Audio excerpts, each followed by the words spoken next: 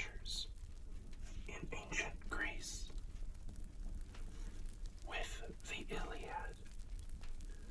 We've changed scenery yet again to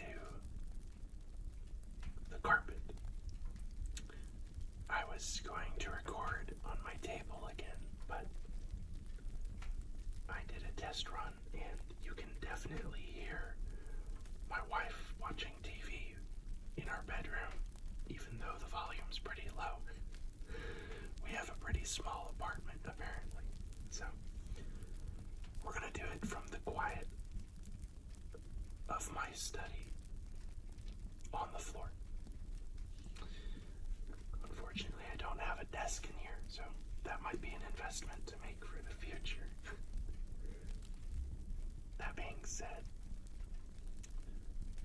I just wanted to take a second to thank everyone very much for all of the support that this channel has gotten in the last 2 weeks.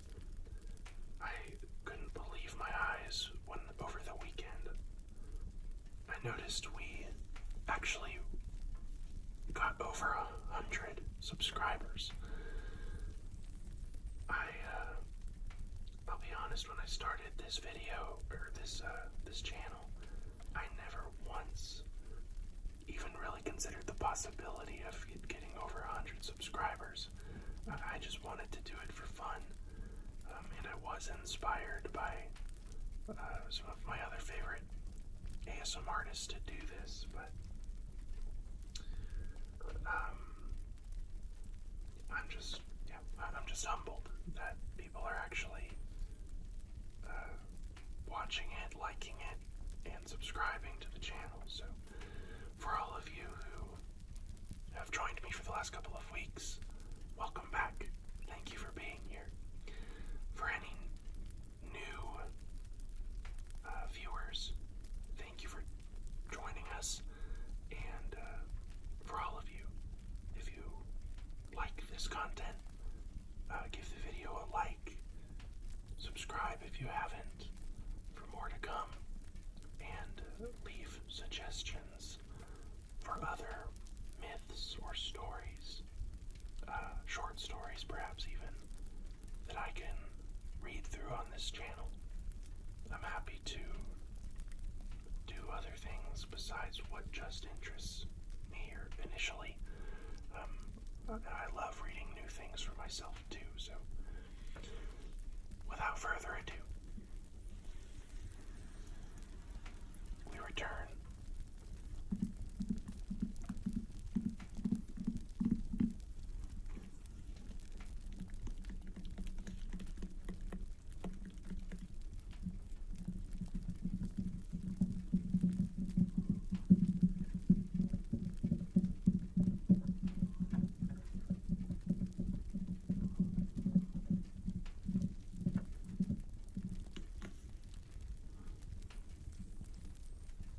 To the Iliad.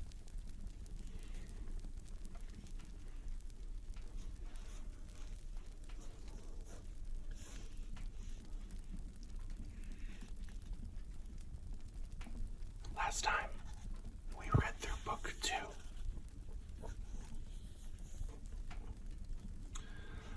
There were a lot of names. They listed most of the more important commanders of the divisions of Agamemnon's army, and also of the army of Troy. Today, we're going to read book 3, which is substantially shorter than book 2, so this video might be a little smaller.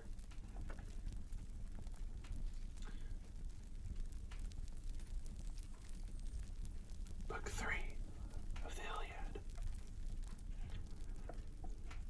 When the companies were thus arrayed, each under its own captain, the Trojans advanced as a flight of wild fowl, or cranes that scream overhead when rain and winter drives them over the flowing waters of Oceanus, to to bring death and destructions on the pygmies, and they wrangle in the air as they fly.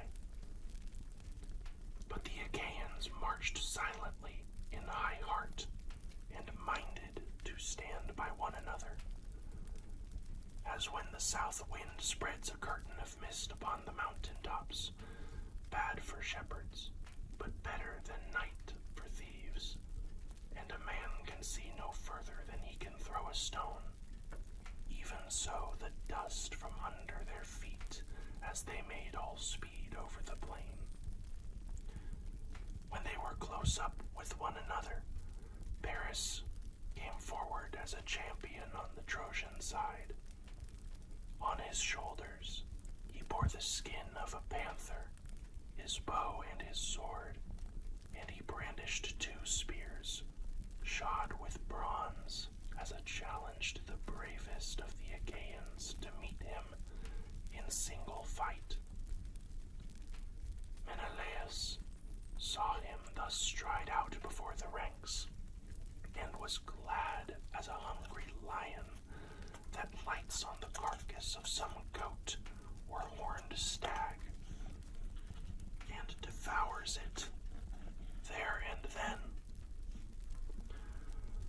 Though dogs and youths set upon him, even thus was Menelaus glad when his eyes caught sight of Paris, for he deemed that now he should be revenged. He sprang, therefore, from his chariot, clad in his suit of armor. Paris quailed as he saw Menelaus come forward, and shrank in fear of his life under cover of his men, as one who starts back affrighted, trembling and pale, when he came suddenly upon a serpent in some mountain glade. Even so did Paris plunge into the throng of Trojan warriors, terror-stricken at the sight of the son of Atreus. Then Hector upbraided him. Paris, said he, evil-hearted Paris, fair to see, but woman-mad and false of tongue, would that you had never been born, or that you had died unwed. Better so than live to be disgraced and looked askance at. Will not the Achaeans mock at us and say that we have sent one to champion us who is fair to see, but who has neither wit nor courage? Did you not, such as you are, get your following together and sail beyond the seas? Did you not from a far country carry off a lovely woman, wedded among a people of warriors, to bring sorrow upon your father, your city, and your whole country, but joy to your enemies, and hangdog shamefacedness to yourself? And now you cannot dare face Menelaus and learn what manner of man he is, whose wife you have stolen.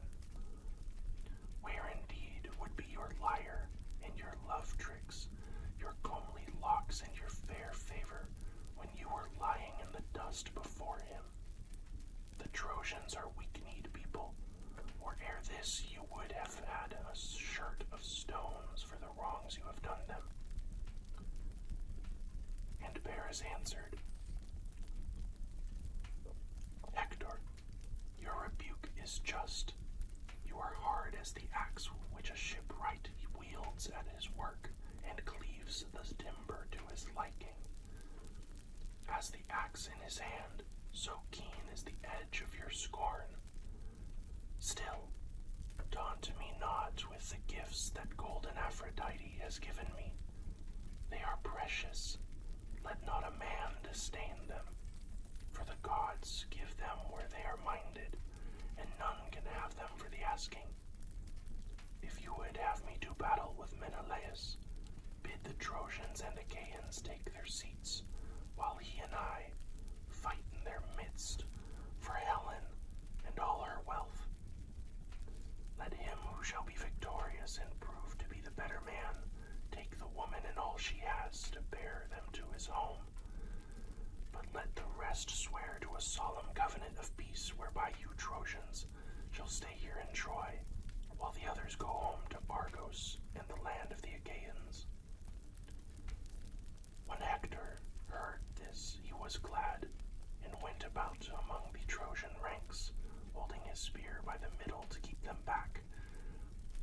sat down at his bidding, but the Achaeans still aimed at him with stones and arrows, till Agamemnon shouted to them, saying, "Hold, Argives, shoot not, sons of the Achaeans. Hector desires to speak." They ceased taking aim and were still, whereon Hector spoke. "Hear from my mouth," said he, "Trojans and Achaeans, the saying of Paris, through whom this quarrel has come about. He bids the Trojans and Achaeans lay their armor upon the ground, while he and Menelaus fight in the midst of you for Helen and all her wealth. Let him who shall be victorious and prove to be the better man take the woman and all she has, to bear them to his own home, but let the rest swear to a solemn covenant of peace." Thus he spoke, and they all held their peace till Menelaus of the loud battle cry addressed them. "And now," he said, "hear me too, for it is I who am the most aggrieved. I deemed that the parting of Achaeans and Trojans is at hand, as well it may be, seeing how much you have suffered for my quarrel with Paris and the wrong he did me. Let him who shall die, die, and let the others fight no more. Bring them 2 lambs, a white ram and a black ewe, for earth and sun, and we will bring a 3rd for Zeus. Moreover, you shall bid Priam come, that he may swear to the covenant himself, for his sons are high-handed and ill to trust, and the oaths of Zeus must not be transgressed or taken in vain. Young men's minds are light as air, but when an old man comes, he looks before and after, deeming that which shall be fairest upon both sides." The Trojans and Achaeans were glad when they heard this, for they thought that they should now have rest. They backed their chariots toward the ranks, got out of them, and put off their armor, laying it down upon the ground, and the hosts were near to one another with a little space between them. Hector sent 2 messengers to the city to bring the lambs and to bid Priam to come, while Agamemnon told Talthybius to fetch the other lamb from the ships, and he did as Agamemnon had said. Meanwhile, Iris went to Helen in the form of her sister-in-law, wife of the sun Antenor, of Helicaon, son of Antenor, had married Laodice, the fairest of Priam's daughters, or maybe Laodice, not sure how it's pronounced. She found her in her own room, working at a great web of purple linen, on which she was embroidering the battles between Trojans and Achaeans, that Ares had made them fight for her sake. Iris then came close up to her and said, "Come hither, child, and see the strange doings of the Trojans and Achaeans. Till now they have been warring upon the plain, mad with lust of battle, but now they have left off fighting and are leaning upon their shields, sitting still with their spears planted beside them. Paris and Menelaus are going to fight about yourself, and you are to be the wife of him who is the victor." Thus spoke the goddess, and Helen's heart yearned after her former husband, her city, and her parents. She threw a white mantle over her head and hurried from her room, weeping as she went, not alone, but attended by 2 of her handmaidens, Aethra, daughter of Bithyas, and Clymene. And straightway they were at the Scaean gates.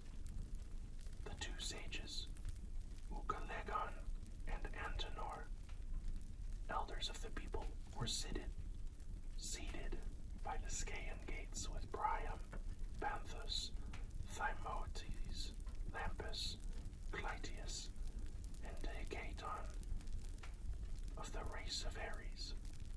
These were too old to fight, but they were fluent orators, and had sat on the tower like cicadas that chirp delicately from the bows shadows of some high tree in a wood. When they saw Helen coming towards the tower, they said softly to one another, "Small wonder that Trojans and Achaeans should endure so much and so long for the sake of a woman so marvelously and divinely lovely. Still, fair though she be, let them take her and go, or she will breed sorrow for us and for our children after us." But Priam bade her draw nigh. "My child," said he, "take your seat in front of me that you may see your former husband, your kinsmen, and your friends. I lay no blame upon you. It is the gods, not you, who are to blame. It is they that have brought about this terrible war with the Achaeans. Tell me then, who is yonder huge hero so great and goodly? I have seen men taller by a head, but none so comely and so royal. Surely he must be a king." Excuse me a moment while I adjust myself quickly.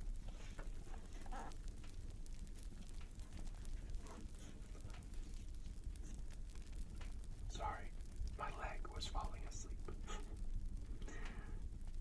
"Sir," answered Helen, "father of my husband, dear and reverend in my eyes,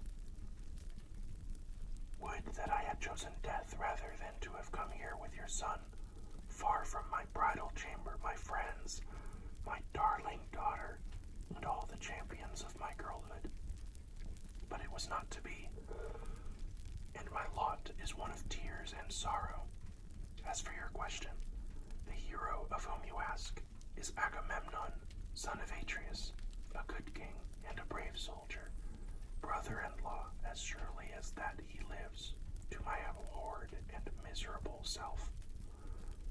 The man marveled at him and said, "Happy son of Atreus, child of good fortune, I see that the Achaeans are subject to you in great multitudes. When I was in Phrygia, I saw much horsemen, the people of Atreus and of Mygdon, who were camping upon the banks of the river Zingarius. I was their ally, and with them when the Amazon spears of men came up against them, but even they were not so many as the Achaeans." The old man next looked upon Odysseus. "Tell me," he said, "who is that other, shorter by a head than Agamemnon, but broader across the chest and shoulders?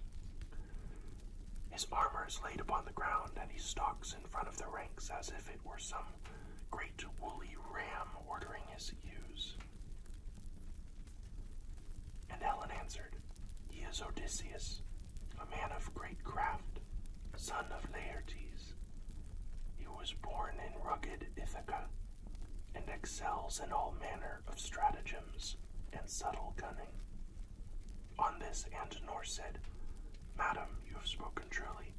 Odysseus once came here as an envoy about yourself, and Menelaus with him. I received them in my own home, and therefore know both of them by sight and conversation. When they stood up in presence of the assembled Trojans, Menelaus was the broader-shouldered, but when both were seated, Odysseus had the more royal presence. After a time they delivered their message, and the speech of Menelaus ran trippingly on the tongue. He did not say much, for he was a man of few words, but he spoke very clearly and to the point, although he was the younger man of the two. Odysseus, on the other hand, when he rose to speak, was at first silent, and kept his eyes fixed upon the ground. There was no play nor graceful movement of his scepter. He kept it straight and stiff like a man unpracticed in oratory. One might have taken him for a mere churl or simpleton. But when he raised his voice, and the words came driving from his deep chest like winter snow before the wind, then there was none to touch him, and no man thought further of what he looked like. Priam then caught sight of Ajax and asked, "Who Who is that great and goodly warrior whose head and broad shoulders tower above the rest of the argives? That, answered Helen, is huge Ajax, bulwark of the Achaeans, and on the other side of him, among the Cretans, stands Idomeneus, looking like a god, and with the captains of the Cretans around him. Often did Menelaus receive him as a guest in our house when he came visiting us from Crete. I see, moreover, many other Achaeans whose names I could tell you, but there are two whom I can find nowhere. Castor, breaker of horses, and Pollux, the mighty boxer. They are children of my mother, and own brothers to myself. Either they have not left Lacedaemon, or else, though they have brought their ships, they will not show themselves in battle for the shame and disgrace that I have brought upon them. She knew not that both these heroes were already lying under the earth in their own land of Lacedaemon. Meanwhile, the heralds were bringing the holy oath offerings through the city, 2 lambs and a goatskin of wine, the gift of earth. And Idaeus brought the mixing bowl and the cups of gold. He went up to Priam and said, Son of Laomedon, the princes of the Trojans and Achaeans bid you come down onto the plain and swear to a solemn covenant. Paris and Menelaus are to fight for Helen in single combat, that she and all her wealth may go with him who is the victor. We are to swear a solemn covenant of peace, whereby we others shall dwell here in Troy, while the Achaeans return to Argos and the land of the Achaeans. The old man trembled as he heard, but bade his followers yoke the horses, and they made all haste to do so. He mounted the chariot, gathered the reins in his hand, and Antenor took his seat beside him. They then drove through the Scaean gates onto the plain. When they reached the ranks of the Trojans and Achaeans, they left the chariot, and with measured pace advanced into the space between the hosts. Agamemnon and Odysseus both rose to meet them. The attendants brought on the oath offerings and mixed the wine in the mixing bowls. They poured waters over the hands of the chieftains, and the sons of Atreus drew the dagger that hung by his sword and cut wool from the lambs' heads. This the men servants gave about among the Trojan and the Achaean princes, and the son of Atreus lifted up his hands in prayer. Father Zeus, he cried, that rulest in Ida, most glorious in power, and thou, O Son, that seest and givest ear to all things, earth and rivers, and ye, who in the realms below chastise the soul of him that has broken his oath, witness these rites and guard them, that they be not vain. If Paris kills Menelaus, let him keep Helen and all her wealth, while we sail home with our ships. But if Menelaus kills Paris, let the Trojans give back Helen and all that she has. Let them moreover pay such fine to the Achaeans as shall be agreed upon in testimony among those that shall be born hereafter. And if Priam and his sons refuse such fine, when Paris has fallen, then will I stay here and fight on till I have got satisfaction. As he spoke, he drew his knife across the throats of the victims, and laid them down gasping and dying upon the ground, for the knife had reft them of their strength. Then they poured wine from the mixing bowl into the cups, and prayed to the everlasting gods, saying, Trojans and Achaeans among one another, Zeus, most glorious and great, and ye other everlasting gods, grant that the brains of them who shall first sin against their oaths, of them and their children, may be shed upon the ground, even pass this wine and let their wives become the slaves of strangers. Whoops. Lost the page. Thus they prayed, but not as yet would Zeus grant them their prayer. Then Priam, descendant of Dardanus, spoke, saying, Hear me, Trojans and Achaeans. I will now go back to the wind-beaten city of Ilium. I dare not with my own eyes witness this fight between my son and Menelaus, for Zeus and the other immortals alone know which shall fall. On this, he laid the 2 lambs on this chariot and took his seat. He gathered the reins in his hand, and Antenor sat beside him. The 2 then went back to Ilium. Hector and Odysseus measured the ground, and cast lots from the helmet of bronze, to see which should take aim first. Meanwhile, the 2 hosts lifted up their hands and prayed, saying, Father Zeus, that rulest from Ida, most glorious in power, grant that he who first brought about this war between us may die and enter the house of Hades, while we others remain at peace and abide by our oaths. Great Hector now turned his head aside while he shook the helmet, and the lot of bears flew out first. The others then took their several stations, each by his horses, in the place where his arms were lying, while Paris, husband of lovely Helen, put on his goodly armor. First he greaved his legs with greaves of good make, and fitted with ankle clasps of silver.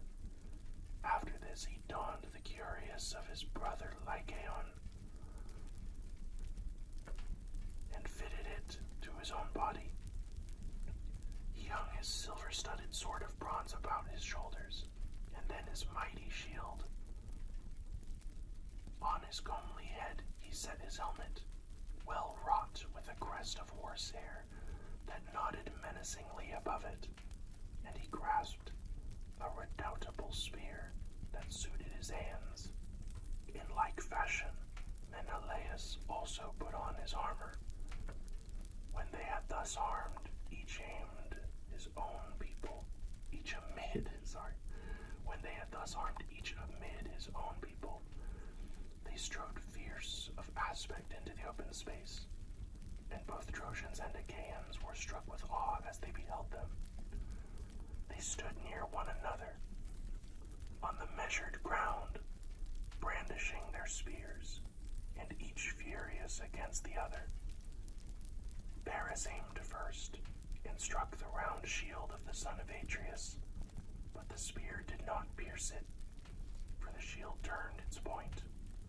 Menelaus next took aim, praying to Father Zeus as he did so. King Zeus, he said, grant me revenge on Paris who has wronged me. Subdue him under my hand, that in ages yet to come, a man may shrink from doing ill deeds in the house of his host. He poised his spear as he spoke, and hurled it at the shield of Paris. Through shield and cuirass it went, and tore the shirt by his flank.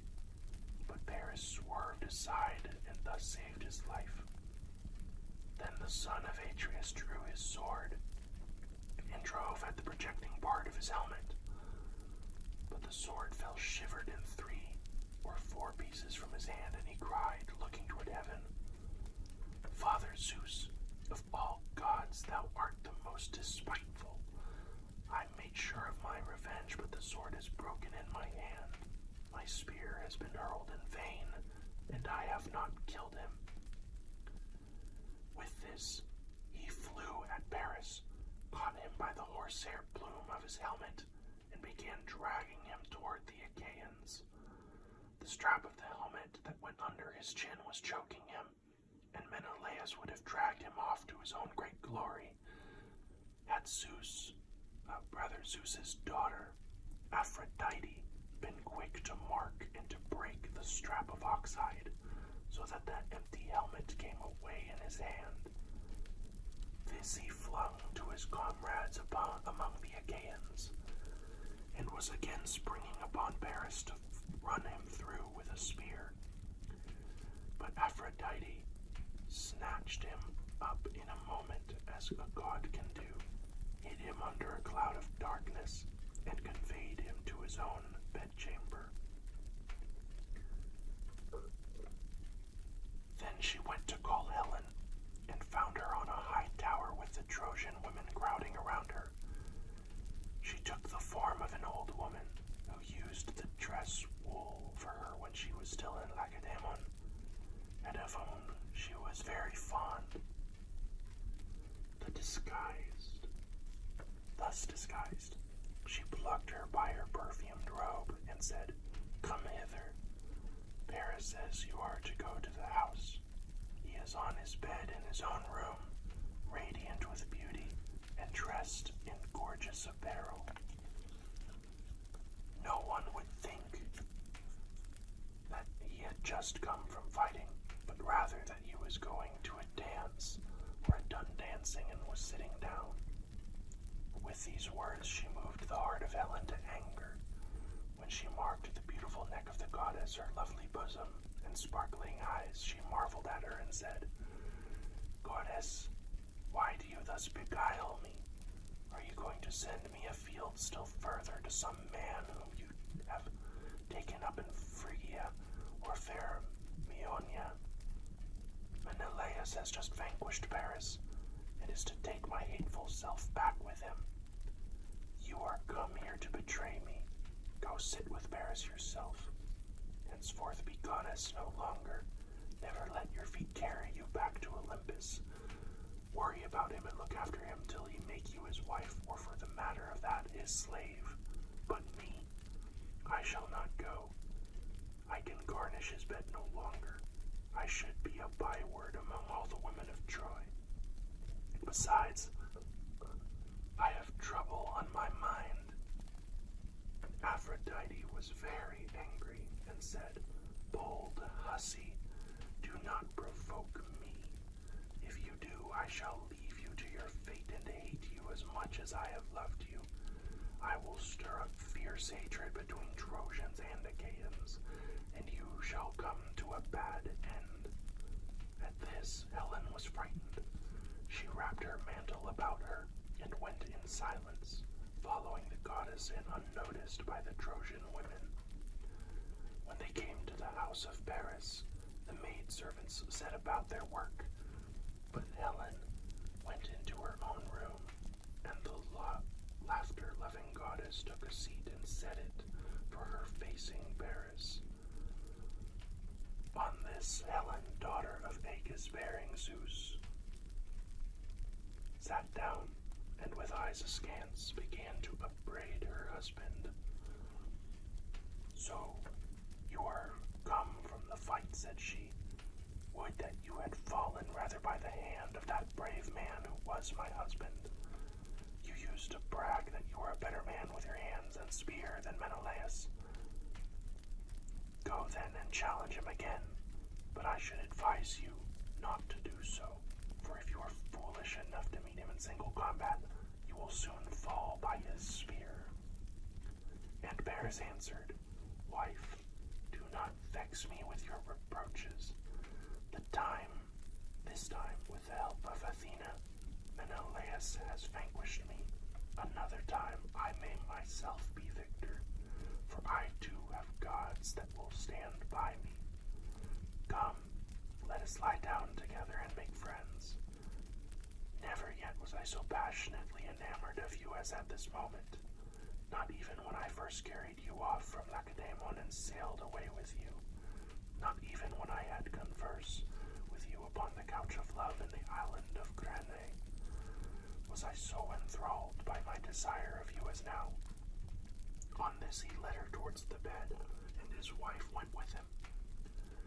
Thus they laid themselves on the bed together. But the son of Atreus strode among the throng, looking everywhere for Paris, and no man, neither of the Trojans nor of the allies, could find him.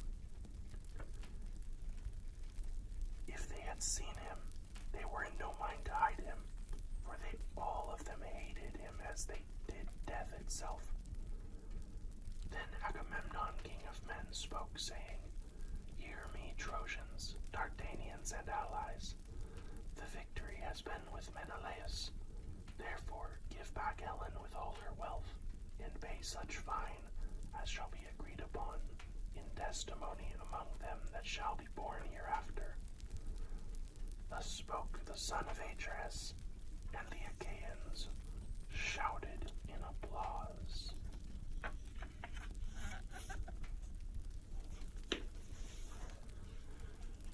Thus ends Book 3 of the Iliad.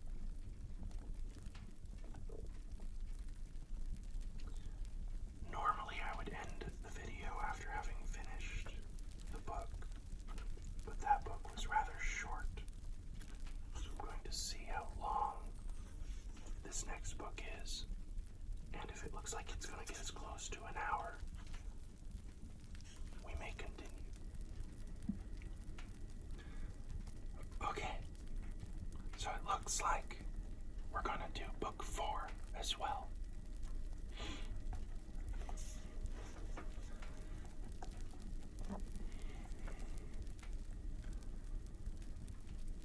Now the gods were sitting with Zeus in council upon the golden floor, while Hebe went round pouring out nectar for them to drink. And as they pledged one another in their cups of gold, they looked down upon the town of Troy. The son of Cronus then began to tease Hera, talking at her so as to provoke her. "Menelaus," said he, "has two good friends among the goddesses, Hera of Argos and Athena of well, that's a word I can't say. Alalcomene. But they only sit still and look on while Aphrodite keeps ever by Paris' side to defend him in any danger. Indeed, she has just rescued him when he made sure that it was all over with. For the victory really did lie with Menelaus. We must consider what we shall do about all this. Shall we set them fighting anew, or make peace between them? If you will agree to this last, Menelaus can take back Helen, and the city of Priam may remain still inhabited." Athena and Hera muttered their discontent as they sat side by side hatching mischief for the Trojans. Athena scowled at her father, for she was in a furious passion with him, and said nothing. But Hera could not contain herself. "Dread son of Cronus," said she, "what, pray, is the meaning of all this? Is my trouble, then, to go for nothing, and the sweat that I have sweated, to say nothing of my horses, while getting the people together against Priam and his children? Do as you will, but we other gods shall not, all of us, approve your counsel." Zeus was angry and answered, "My dear, what harm have Priam and his sons done you, that you are so hotly bent on sacking the city of Ilium? Will nothing do for you? But you must go within their walls and eat Priam raw, with his sons and all the other Trojans to boot. Have it your own way then, for I would not have this matter become a bone of contention between us. I say further, and lay my saying to your heart, if ever I want to sack a city belonging to friends of yours, you must not try to stop me. You will have to let me do it, for I am giving in to you sorely against my will. Of all inhabited cities under the sun and stars of heaven, there was none that I so much respected as Ilium, with Priam and his whole people. Equitable feasts were never wanting about my altar, nor the savor of burning fat, which is the honor due to ourselves. My own 3 favorite cities, answered Hera, are Argos, Sparta, and Mycenae. Sack them displeased with them. I shall not defend them, and I shall not care, even if I did, and tried to stay you. I should take nothing by it, for you are much stronger than I am. But I will not have my own work wasted. I too am a god, and of the same race with yourself. I am Cronus' eldest daughter, and am honorable not on this ground only, but also because I am your wife, and you are king over the gods. Let it be a case, then, of give and take between us, and the rest of the gods will follow our lead. Tell Athena to go and take part in the fight at once, and let her contrive that the Trojans shall be the first to break their oaths and set upon the Achaeans. The sire of gods and men heeded her words, and said to Athena, Go at once into the Trojan and Achaean hosts, and contrive that the Trojans shall be the first to break their oaths and set upon the Achaeans.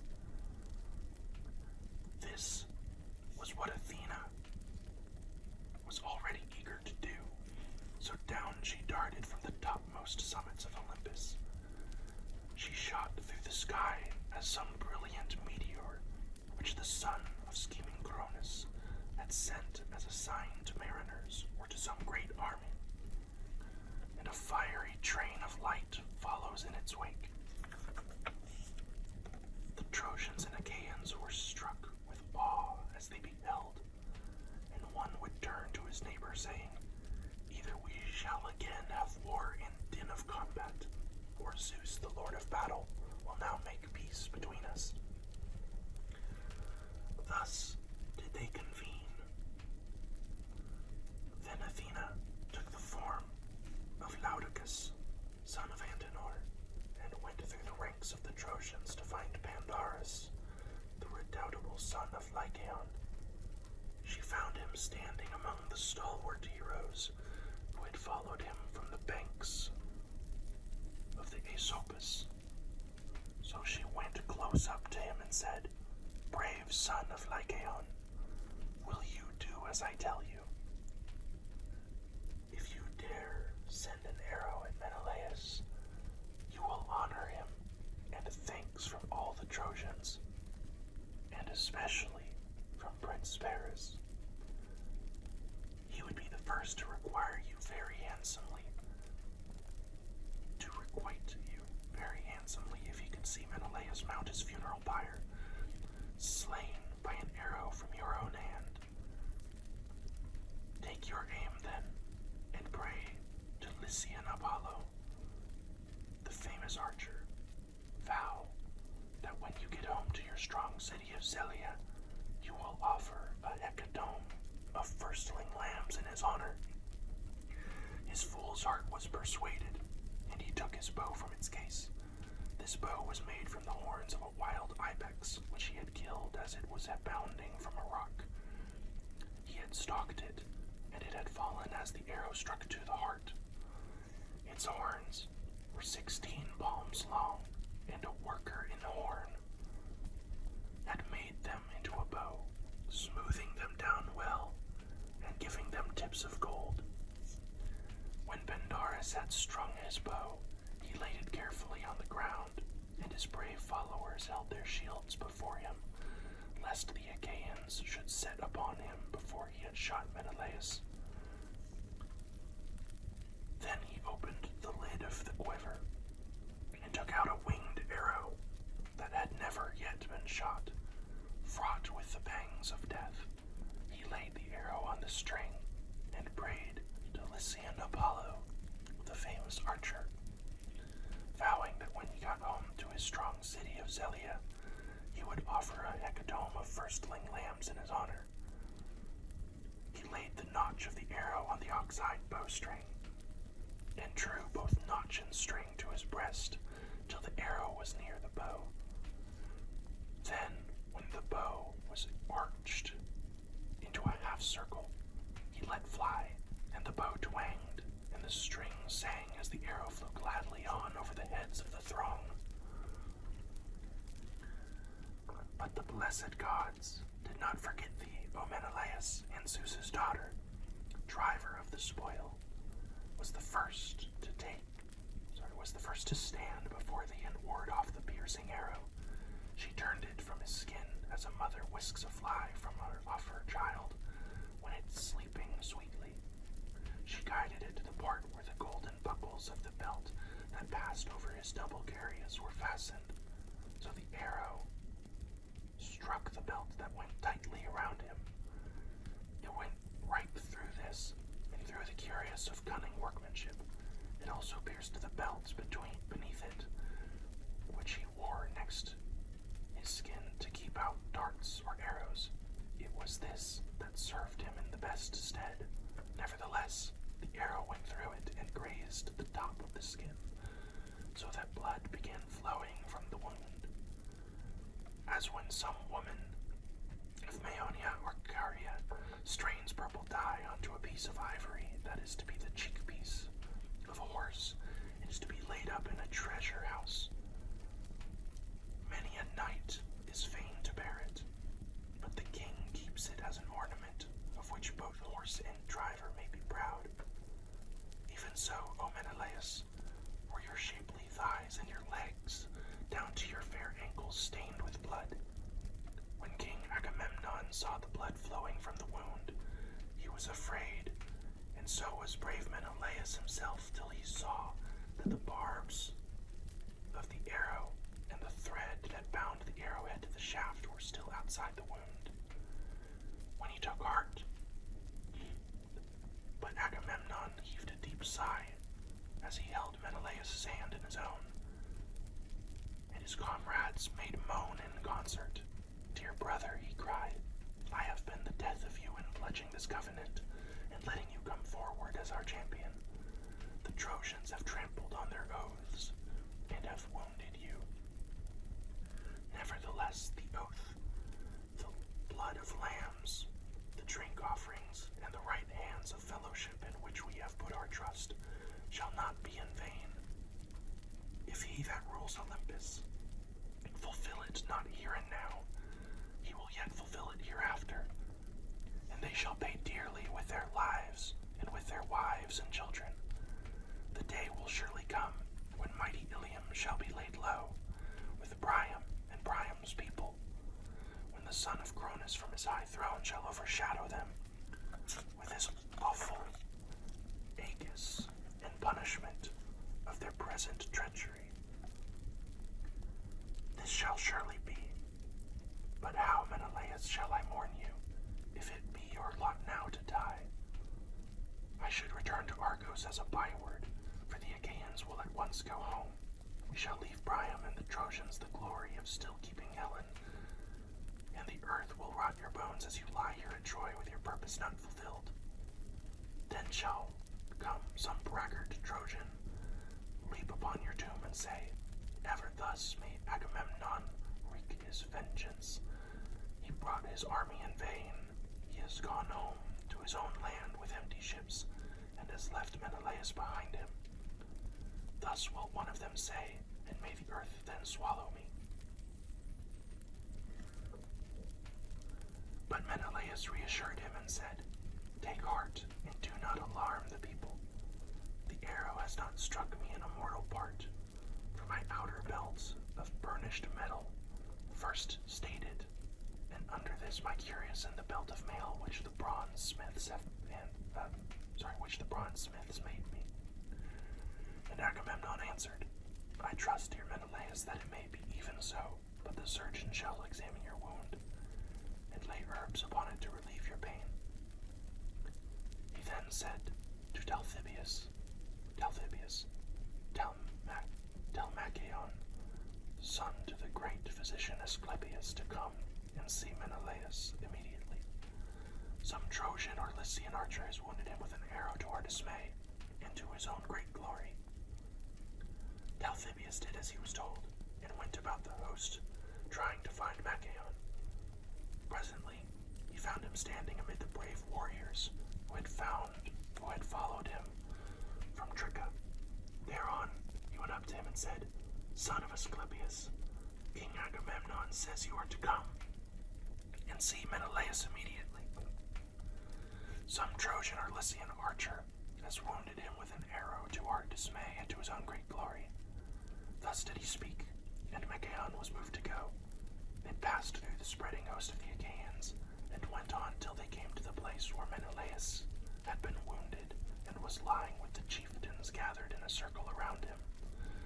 Mythical passed in the middle of the ring, and at once drew the arrow from the belt, bending its barbs back through the force with which he pulled it out.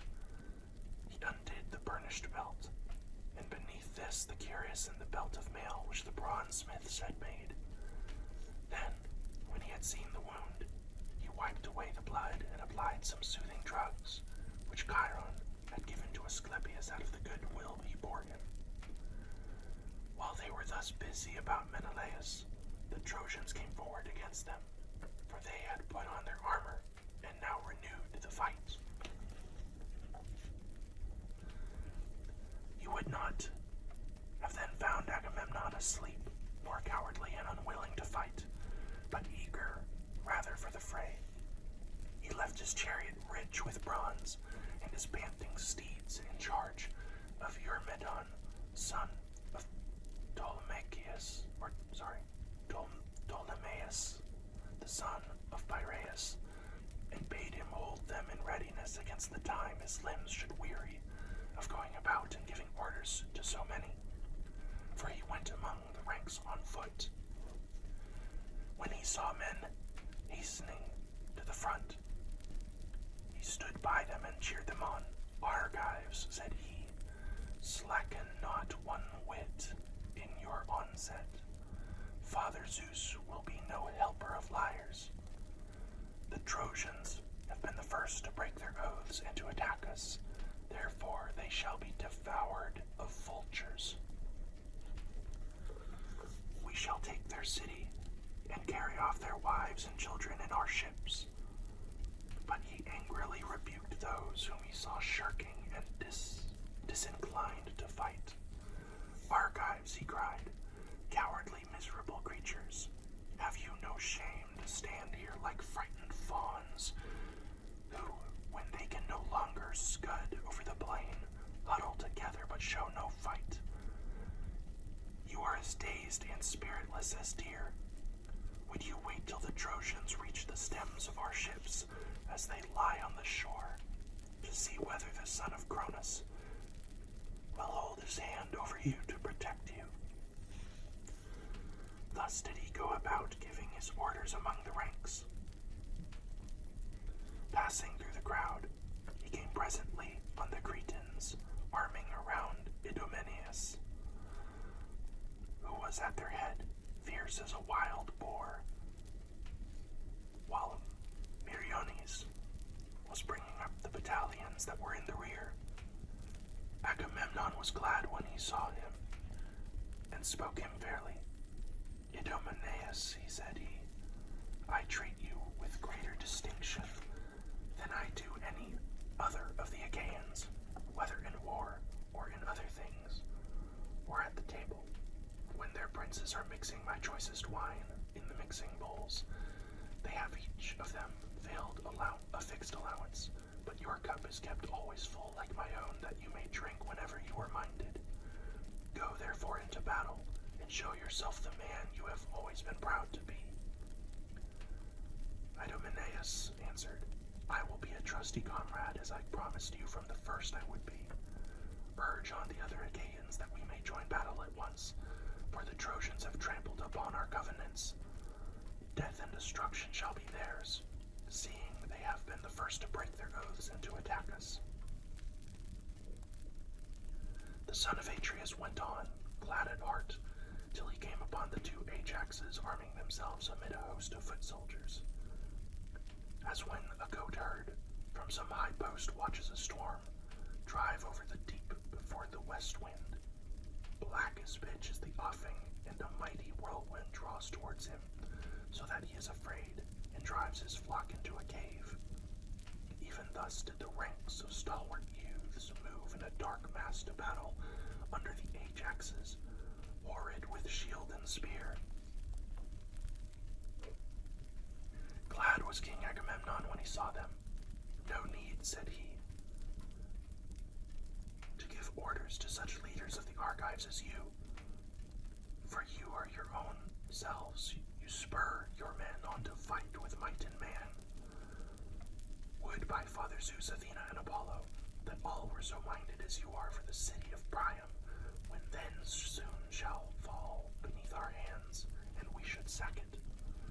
With this he left them and went onward to Nestor, the facile speaker of the Pelians, who was marshalling his men and urging them on, in company with Pelagon, Alastor, Chromius, Haemon, and Bias, shepherd of his people. He placed his knights with their chariots and horses in the front ranks, while the foot soldiers, brave men and many, whom he could trust, were in the rear. The cowards he drove into the middle, that they might fight, whether they would or no. He gave his orders to the knights first, bidding them hold their horses well in hand, so as to avoid confusion. Let no man, he said, relying on his strength or horsemanship, get before the others and engage singly with the Trojans, nor yet let him lag behind, or you will weaken your attack. But let each, when he meets an enemy chariot, throw his spear from his own. This will be much the best. This is how the men of old took towns and strongholds. In this wise were they minded. Thus did the old man charge them, for he had been in many a fight, and King Agamemnon was glad. I wish, he said to him, that your limbs were as supple and your strength as sure as your judgment is. But age, the common enemy of mankind, has laid his hand upon you. Would that it had fallen upon some other, and that you were still young.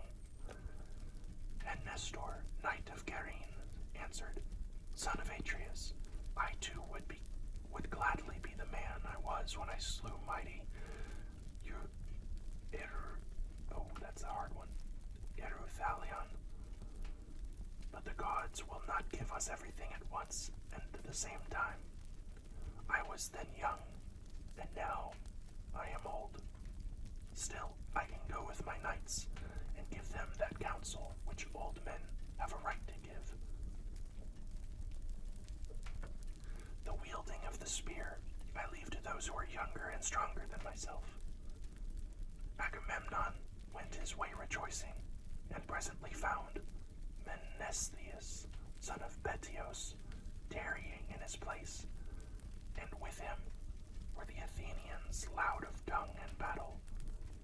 Near him also tarried cunning Odysseus, with his sturdy Cephallenians around him.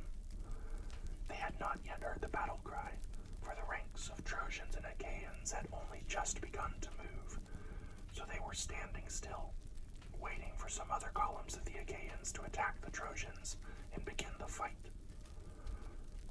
When he saw this, Agamemnon rebuked them and said, Son of Betios, and you others steeped in cunning heart of guile, why stand you here cowering and waiting on others? You too should be of all men foremost when there is hard fighting to be done, for you are ever foremost to accept my invitation when we counselors of the Achaeans are holding feast. You are glad enough then to take your fill of roast meats and to drink wine as long as you please. Whereas now, you would not care, though you saw 10 columns of Achaeans engage the enemy on foot in front of you. Odysseus glared at him and answered, Son of Atreus, what are you talking about? How can you say that we are slack? When the Achaeans are in full fight with the Trojans, you shall see, if you care to do so, that the father of Telemachus will join battle with the foremost of them. You are talking idly. When Agamemnon saw that Odysseus was angry, he smiled pleasantly at him and withdrew his words. Odysseus, said he, noble son of Laertes, excellent in all good counsel, I have neither fault to find nor orders to give you, for I know your heart is right, and that you and I are of a mind. Enough. I will make you amends for what I have said, and of any ills, as now been spoken, may the gods bring it to nothing. He then left them and went on to others. Presently he saw the son of Tydeus, noble of Diomed, standing by his chariot and horses, with Sithenellus, the son of Capeneus, beside him. Whereon he began to upbraid him. "Son of Tydeus," he said, "why stand you cowering here upon the brink of battle?" Tydeus did not shrink thus, but was ever ahead of his men when leading them on against the foe. So at least say they that saw him in battle, for I never set eyes upon him myself. They say that there was no man like him. He came once to Mycenae, not as an enemy, but as a guest, in company with Polynices, to recruit his forces, for they were levying war against the strong city of Thebes, and prayed our people for a body of picked men to help them. The men of Mycenae were willing to let them have one, but Zeus dissuaded them by showing them unfavorable omens. Tydeus, therefore, and Polynices went their way. When they had gone as far as the deep meadowed and rush-grown banks of Aesopus, the Achaeans sent Tydeus as their envoy, and he found the Cadmeans gathered in great numbers to a banquet in the house of Eteocles. Stranger though he was, he knew no fear on finding himself single-handed among so many, but challenged them to contests of all kinds, and in each one of them was at once victorious. So mightily did Athena help him.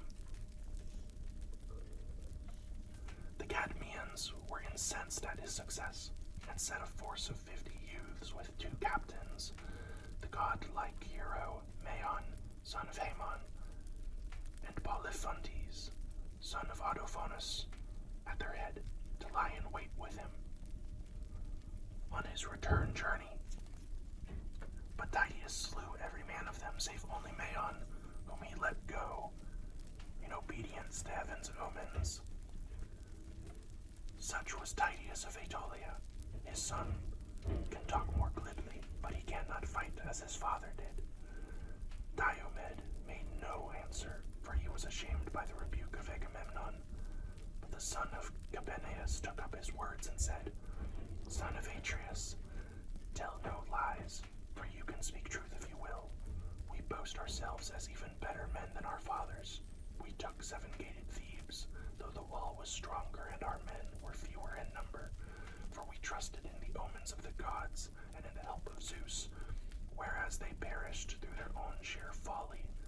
Hold not then our fathers in like honor with us." Diomed looked sternly at him and said, "Hold your peace, my friend, as I bid you. It is not amiss that Agamemnon should urge the Achaeans forward, for the glory will be his if we take the city, and his the shame if we are vanquished. Therefore, let us acquit ourselves with valor."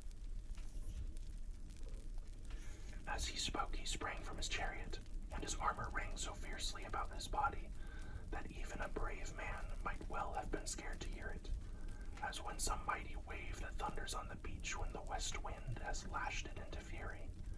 It has reared its head afar, and now comes crashing down on the shore. It bows its arching crest high over the jagged rocks, and spews its salt foam in all directions. Even so did the serried phalanxes of the Danaans march steadfastly to battle. The chiefs gave orders, each to his own people, but the men never said a word. No man would think of it. For huge as the host was, it seemed as though there was not a tongue among them. So silent were they in their obedience as they marched, the armor about their bodies glistening in the sun. But the clamor of the Trojan ranks was as that of many thousand ewes that stand waiting to be milked in the yards of some rich flockmaster, and bleat incessantly in answer to the bleating of their lambs, for they had not one speech nor language, but their tongues were diverse, and they came from many different places. These were inspired of Ares, but the others by Athena, and with them came panic, rout, and strife, whose fury never tires, sister and friend of murderous Ares, who from being at first but low in stature, rose till she uprears her head to heaven, though her feet are still on earth. She it was that went about among them and flung down discord to the waxing of sorrow with even hand between them. When they were got together in one place, shield clashed with shield and spear with spear in the rage of battle. The bossed shields beat one upon another, and there was a tramp as of a great multitude, death cry, and shout of triumph of slain and slayers, and the earth ran red with blood, as torrents swollen with rain course madly down their deep channels till the angry floods meet in some gorge, and the shepherd on the hillside hears their roaring from afar. Even such was the toil and uproar of the hosts as they joined in battle. First, Antilochus slew an armed warrior of the Trojans, Echepolus, son of Thalicius, fighting in the foremost ranks. He struck at the projecting part of his helmet and drove the spear into his brow. The point of bronze pierced to the bone, and darkness veiled his eyes. Headlong as a tower he fell in the press of the fight, and as he dropped, King Elephenor, son of Chalcodon and captain of the proud Abantes, began dragging him out of reach of the darts that were falling around him, in haste to strip him of his armor. But his purpose was not for long. Agenor saw him hauling the body away, and smote him in the side with his bronze-shod spear, for as he stopped, his side was left unprotected by his shield, and thus he perished. Then the fight between Trojans and Achaeans grew furious over his body, and they flew upon each other like wolves, man and man crushing one upon the other. Forthwith Ajax, son of Telamon, slew the fair youth Simoisius, son of Anthemion, whom his mother bore by the banks of the Simois, as she was coming down from Mount Ida, where she had been with her parents to see their flocks. Therefore he was named Simoisius. But he did not live to pay his parents for his rearing, for he was cut off untimely by the spear of mighty Ajax, who struck him in the breast by the right nipple as he was coming on among the foremost fighters.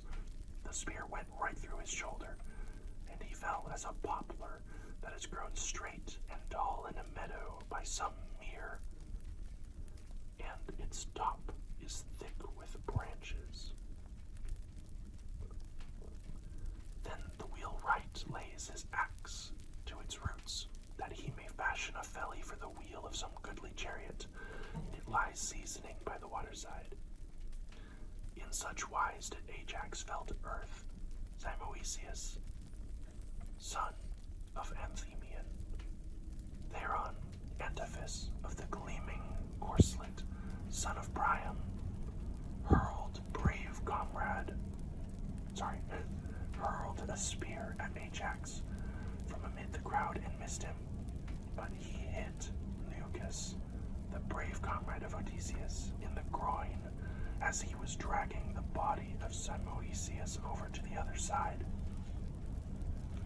So he fell upon the body and loosed his hold upon it. Odysseus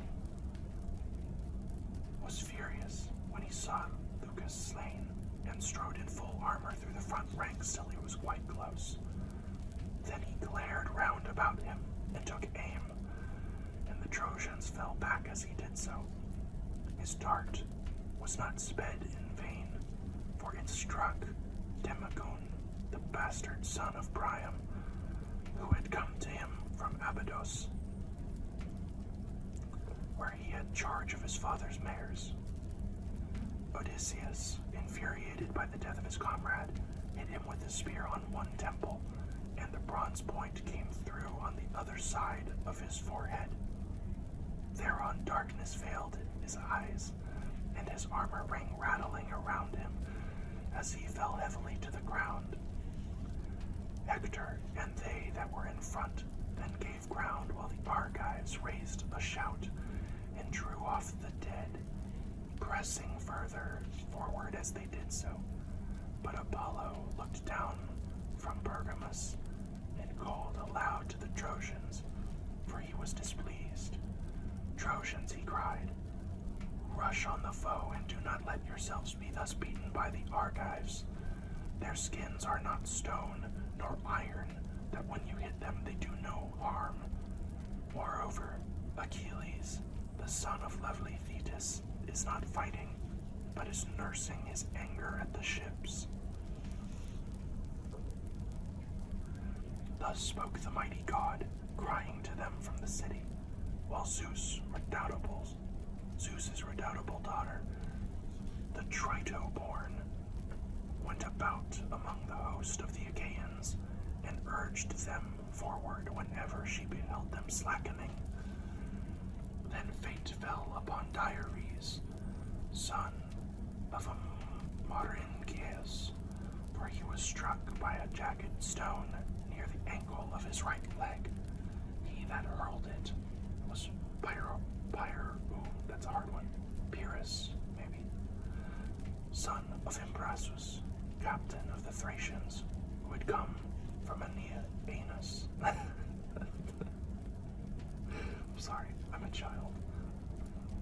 His name is Aeneas. Goodness. The bones and both the tendons were crushed by the pitiless stone.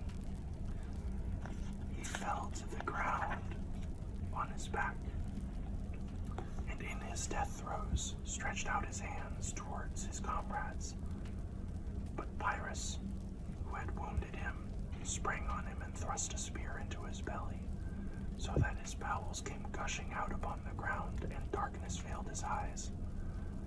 As he was leaving the body, Thoas of Aetolia struck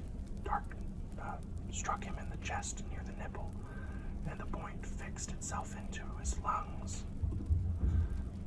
Thoas came close up to him, pulled the spear out of his chest, and then drawing his sword, smote him in the middle of the belly so that he died. But he did not strip him of his armor, for his Thracian comrades, men who wear their hair in a tuft at the back of their heads, stood round his body, kept him off with their long spears for all his great stature and valor. So he was driven back. Thus the two corpses lay stretched on earth near to one another, the one captain of the Thracians, and the other of the Epeans, and many others fell around them. And now no man would have made light of the fighting, if he could have gone about among its scatheless and unwounded, with Athena leading him by the hand, and protecting him from the storm of spears and arrows. For many Trojans and Achaeans on that day lay stretched side by side, face downwards upon the earth. Thus ends the reading of Book 4 of the Iliad. That got a little dark near the end, but I thought that was a very engaging book. The battles I think this is the first big battle that we've actually experienced in the Iliad. The past few books were a lot of dialogue between the gods and men. This one was much more action-packed, and Homer is very descriptive, apparently. But thank you for watching. If you liked this video, please give it a thumbs up, subscribe to the channel, and click the bell for notifications. I appreciate you watching, and I just want to thank you all for the immense support that I've received over the last couple